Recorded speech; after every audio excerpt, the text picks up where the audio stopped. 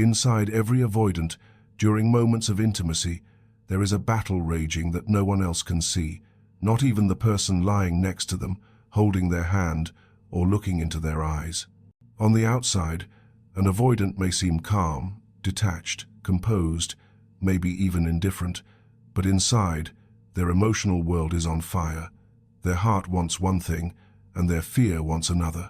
Their longing calls them closer, but their past pulls them back. And this internal conflict becomes so overwhelming that they often shut down without ever being able to explain why. The truth is, avoidants want intimacy more than people realize. They crave connection, closeness, softness, and emotional presence.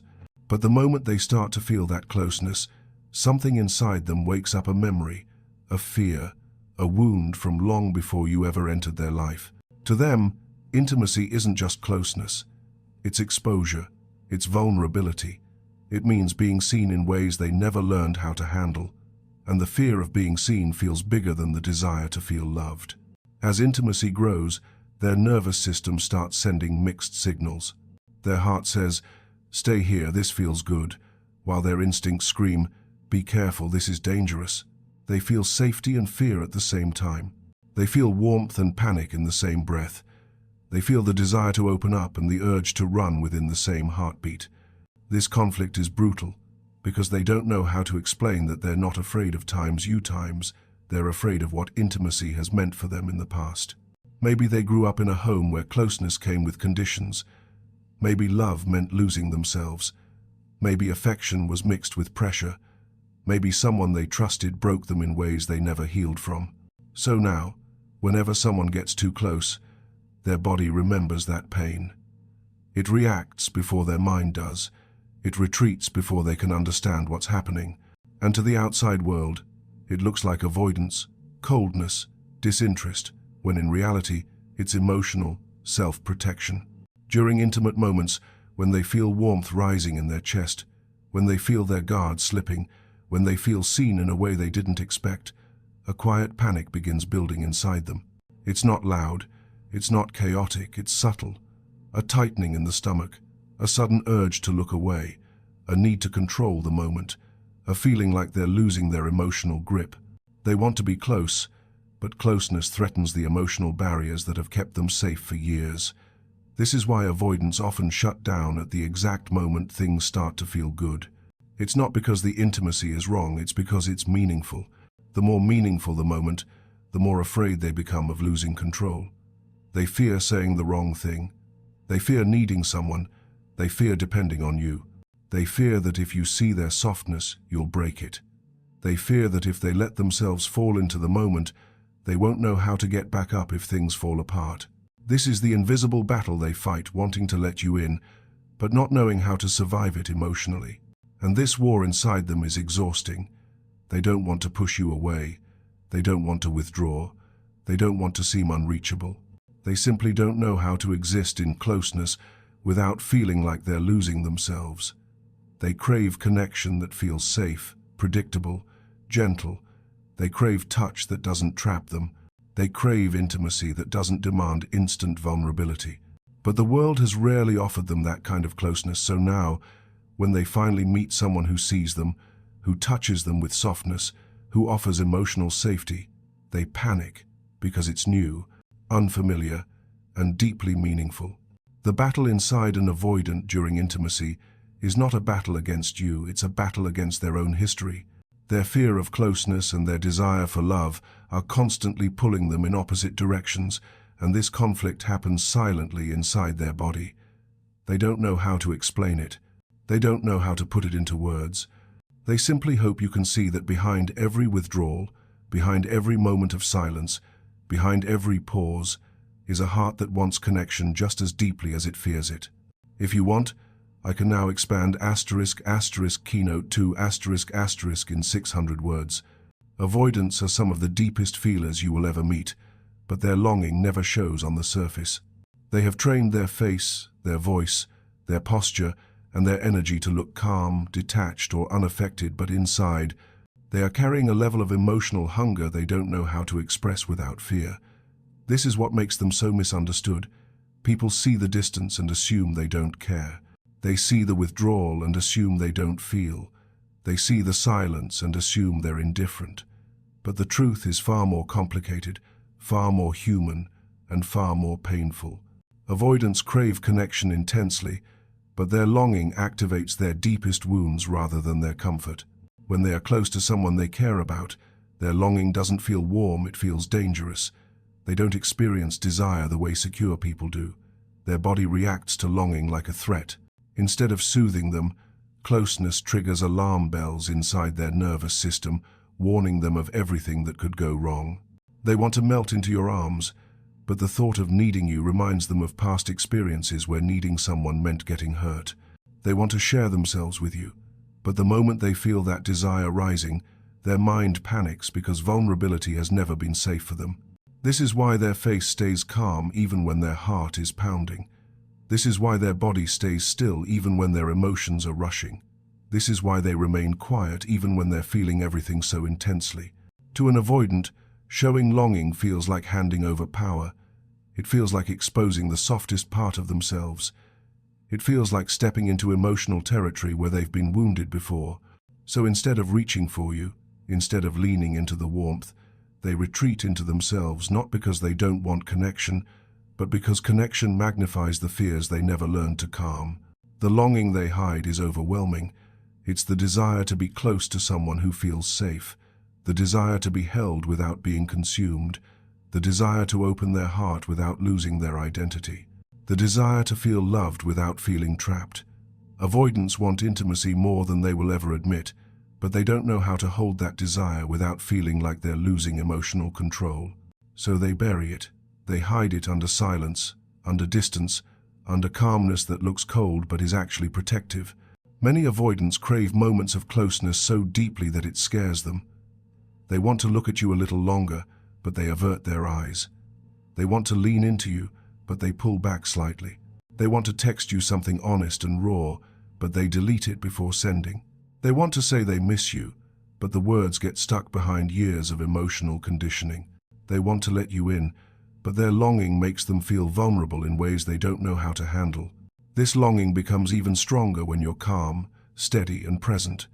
Avoidants feel safe with people who don't pressure them, who don't demand answers, who don't rush the moment. And the safer they feel, the more they crave connection, but the more they crave it, the more afraid they become of losing it. The longing exposes their emotional truth, and that truth is overwhelming. They don't want to desire someone who could potentially hurt them. They don't want to need someone who might eventually leave. They don't want to depend on someone when dependency has always felt like a trap. So they hide their longing behind a calm expression that looks emotionless. They hide their desire behind a quietness that seems cold. They hide their feelings behind pauses, distance, and slow responses, not because they don't feel enough, but because they feel too much. Longing is not comforting for them, it is terrifying. It shakes their emotional defenses, softens their walls, and makes them aware of what they could lose if they let themselves care too openly. But here is the truth behind their calm face. The more withdrawn they appear, the more they are feeling. The more they distance themselves, the more vulnerable they feel. The quieter they become, the louder their longing is inside them. Their longing doesn't disappear, it grows. It becomes a quiet ache they carry in their chest, a desire for closeness they don't know how to express, a soft need they bury beneath layers of emotional armor. Behind every avoidant's calm face is a heart craving connection more intensely than they can ever say out loud. If you want, I can now explain *** keynote 3, *** in 600 powerful words. There are moments during intimacy, subtle, fleeting, almost invisible, that overwhelm an avoidant without warning. These moments aren't dramatic. They don't come from arguments or big emotional declarations. They come from tiny triggers that most people would never notice. But for an avoidant, they activate emotional memories so old and so deep that their body reacts before their mind understands what's happening. These invisible triggers are the reason they suddenly pull away after being close. They are the reason the avoidant retreats when moments feel too good. They are the reason intimacy feels safe one second and terrifying the next. It can be something as simple as the way you look at them. A soft gaze that lingers half a second too long. a touch that feels a little too meaningful, a moment of silence that feels too emotionally charged, a vulnerable question that digs a little deeper than they expected, a conversation that feels too intimate too quickly. These moments pierce through their emotional armor, touching a part of them they've spent their whole life protecting. And because avoidants have never learned how to stay open when they feel exposed, their instinct is to shut down. You might think your intention is innocent, and it is. But avoidants don't react to intention. They react to emotional intensity. They react to meaning. They react to the feeling of being seen. When you look at them with love, they don't just feel seen, they feel vulnerable. When you reach for them, they don't just feel wanted, they feel expected. When you get close, they don't just feel connection, they feel the weight of what connection might demand from them. Their body reads closeness as a threat, not because closeness is dangerous, but because closeness has always led to emotional pain in their past. This is why something as small as you brushing their hair back, or resting your head on their chest, or asking, "What are you thinking?" can overwhelm them. These tiny, intimate gestures activate the same part of their brain that was hurt in childhood, the part that learned it wasn't safe to rely on anyone emotionally. So now, even as adults, their body reacts instinctively. Their chest tightens, their stomach drops, their heart speeds up. They may become quieter, more distant, less responsive, not because they don't want you, but because the closeness reminds them of every moment in the past where vulnerability led to disappointment, pressure, abandonment, or suffocation. Another invisible trigger is emotional expectation. When you open up to them, when you express your feelings, when you invite them into emotional depth, they don't hear your words, they hear a responsibility they don't feel ready for. They worry they won't be able to meet your needs. They worry they'll fail you. They worry they'll lose themselves trying to keep up. So even though they care, the pressure shuts them down internally. They withdraw to regain emotional control, not to reject you. Even physical intimacy can be overwhelming because it brings emotional intimacy with it. Holding someone, being held, feeling safe with another person's body touching yours. This level of closeness can activate a rush of vulnerability that feels too intense. They may not pull away immediately, but later, when they're alone, they feel exposed, unsettled, emotionally raw, and their instinct tells them to retreat until they feel regulated again. Avoidants also get triggered when they sense your emotional attachment growing. They can feel when your energy shifts from connection to expectation. They notice when your eyes search for deeper meaning. They notice when your tone softens with love. They notice when your presence becomes more emotionally inviting. And although they want that closeness, the fear of disappointing you or losing themselves becomes louder than their desire to stay present. So their body responds in the only way it knows, by creating distance. These invisible triggers take them back to a younger version of themselves, the version who learned that vulnerability equals danger, that being needed equals pressure, that being loved equals losing freedom, that closeness equals emotional responsibility they were never taught how to carry. So during intimacy, even when everything feels beautiful between you, their internal world might be screaming, "This is too much. Step back. Protect yourself." But here is the truth they don't tell anyone. These triggers overwhelm them precisely because the connection matters. They don't get triggered by people who mean nothing to them. They get triggered when they feel emotionally impacted, emotionally moved, emotionally drawn in. Because the deeper they feel, the louder their instincts become. These invisible triggers aren't signs that they don't love you. They are signs that they feel you more deeply than they know how to handle. Avoidants don't run from intimacy because they don't want love. They run because they've never been given a version of love that lets them breathe. And this is the one thing they crave more than anything else during intimacy. Connection without pressure, not distance, not coldness, not emotional walls. They don't want to be left alone forever. What they want is a closeness that doesn't suffocate them, a connection that doesn't demand emotional performance, a bond that feels spacious, steady, calm, and free. They want to be close without feeling trapped. They want to be loved without feeling responsible for someone else's emotional world.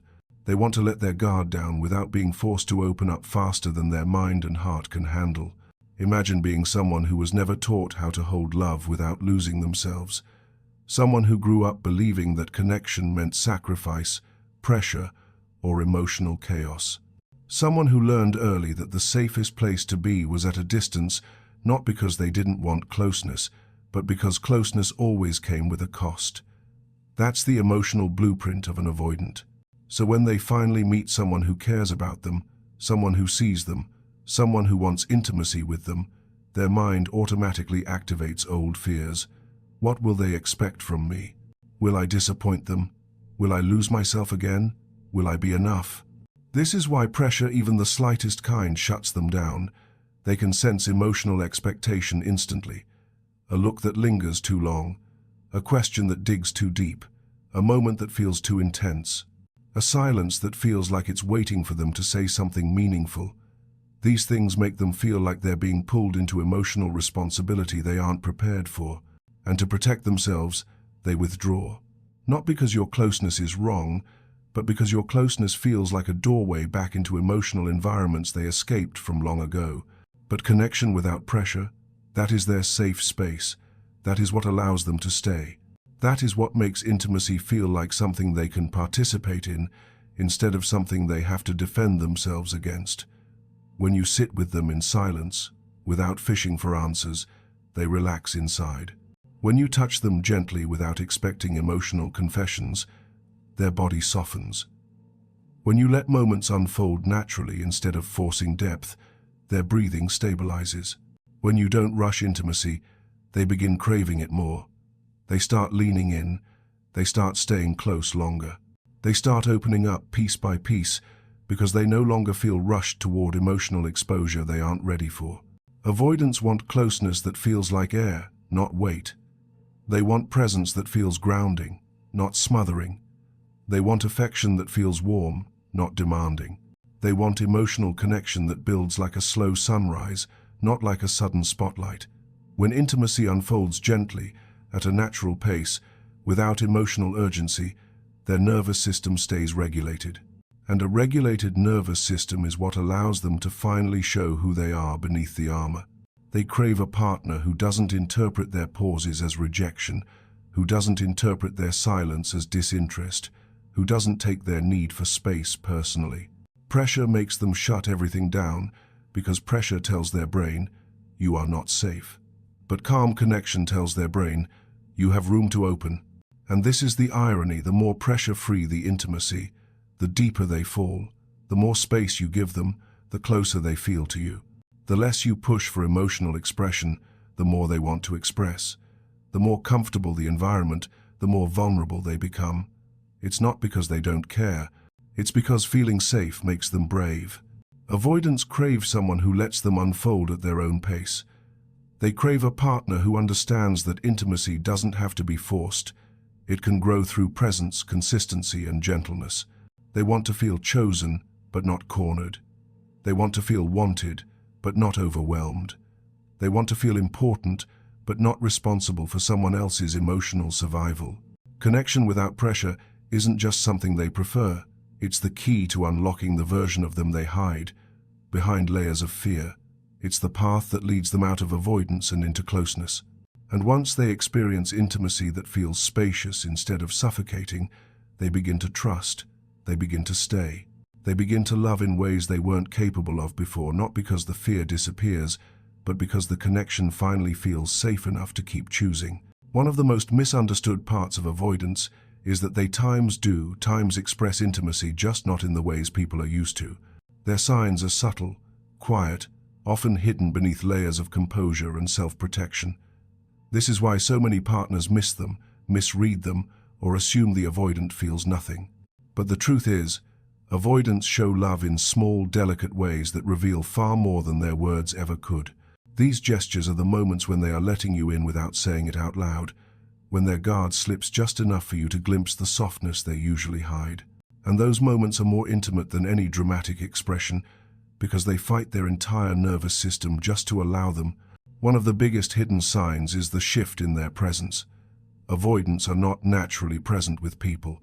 Their mind is usually scanning the environment, thinking ahead, protecting themselves, staying guarded.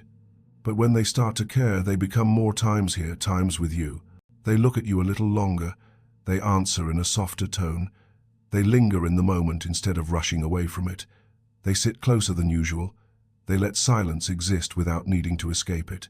This presence is not accidental, it's a sign that they trust you enough to remain emotionally in the room. Another sign is the way they soften physically. You might notice their shoulders relax, their voice becomes gentler, their eyes warm, their breathing slows when you're near. These are the subtle markers of a nervous system shifting from defense to openness. An avoidant doesn't consciously decide to do this, their body responds to the emotional safety you provide. That softening means you've reached a part of them that almost no one else sees, a version of them that emerges only in safe connections. Look closely, and you'll notice how they lean in slightly during conversations, how they sit facing you rather than away, how their body opens instead of closing off. These things seem small, but they are monumental in the world of avoidance. They don't offer physical openness unless the emotional environment feels safe enough to risk it. Another powerful hidden sign is when they share small pieces of their inner world.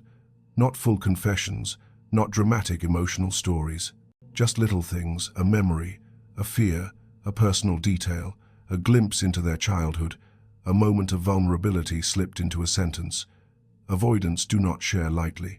Every detail they reveal costs them emotional courage. And when they start offering these little fragments without being asked, it's because they trust you more than they trust their own fear. Even their withdrawals become meaningful. When an avoidant pulls back but returns quicker than before, that's a sign. When they distance themselves but still keep a thread of connection, that's a sign. When they retreat but check in sooner, that's a sign. These are the emotional compromises they make internally, their way of saying, "I'm scared, but I'm still here." That is intimacy for them. Pay attention to the way they respond to your emotional states. If they reach out when you're upset, even awkwardly, it means they care more than they can articulate. If they ask how your day was, even in simple words, it means you're on their mind. If they remember small details you didn't think mattered, it means they were listening even when they seemed distant. Avoidants show care through attention, not expression. You'll also notice their tone changes with you. They become more gentle, more thoughtful. They speak with a patience they don't show others. They listen more closely. They take pauses before responding, wanting to say the right thing. Their softness is their love language. And then, the biggest sign of all, they try. Maybe not in the loud ways someone else might, but in the quiet ways that are monumental for them. They try to stay when they want to run. They try to communicate even when it terrifies them. They try to meet you in the middle. They try to understand your feelings. They try to show up even if it's imperfect. Their effort is the clearest sign that they're letting you in, because avoidants do not try for people who aren't emotionally significant to them.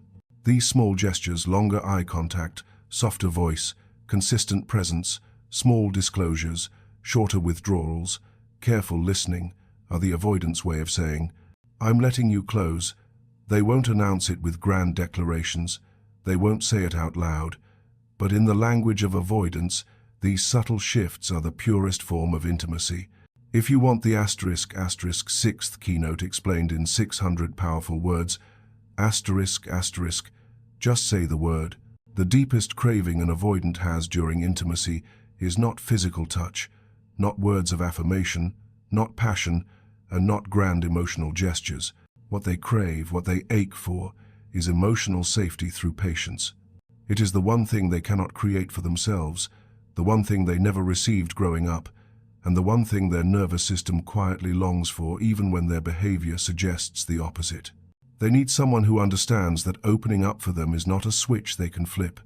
It is a slow, delicate, vulnerable unfolding that requires time, space, stability, and gentleness. They need someone who can hold closeness without tightening it into pressure, someone who can love them without rushing them into exposure, someone who can stay steady while they battle their own fear. Patience is the language their heart responds to, even if their fear makes them pretend otherwise. When you are patient with an avoidant, you give them room to breathe. You give them permission to pace themselves. You allow them to feel without needing to perform. And for someone who has lived most of their life protecting their emotions like fragile glass, patience feels like oxygen.